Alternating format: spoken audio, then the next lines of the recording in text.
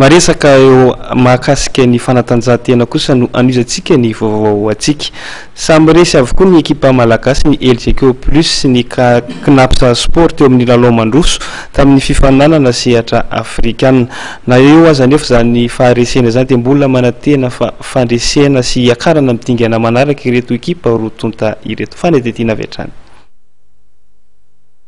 Samy resy avokoa ny ekipa malagasy niatrika ny fananana afrikana tamin'ny lalao mandroso tamin'ity farany herinandro ity. Tamin'ny sa telo roa ary no nandresen'ny ekipan'ny Ura FC avy any Ouganda ny ekipan'ny LGK plus avy eto Madagasikara ny zoma tolakandro teo amin'ny kianjan'ny Mandela National Stadium.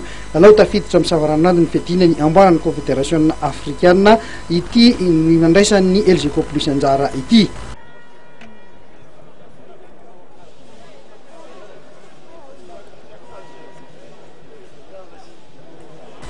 Ny malagasy hatrany no nitarika teo amin'ny teny amin'ny Silairabe, tsy nisy ny baolina maty teo amin'ny 20 minitra voalohany. Teo amin'ny fidirana faharoa vao nafiditra baolina ny malagasy tamin'ny alalan'ny penalty notakan'ny Bob Kely sy penalty mbola azony Ivan koa ary mbola izy ihany koa no napiditra azy.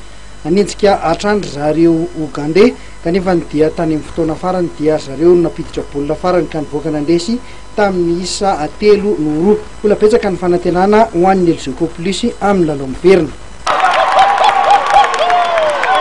Resin'ny ekipan'ny Gor Mahia avy atsy Kenya tamin'ny isa 2-0 ihany koa ny ekipan'ny Knapsa Sport ny sabotsy tolakandro teo tatsy Kenya.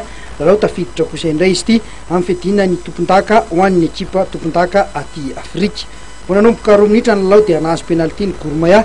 Io baolina tokany io nisarahan'ny rotota. Samy resy tany an-tanin'olona araka izany ny solitena malagasy, samy saingy samy mbola manatena kosa fa ho tafavoaka padresy amin'ny lalao miverina eto Madagasikara afaka tapabolana.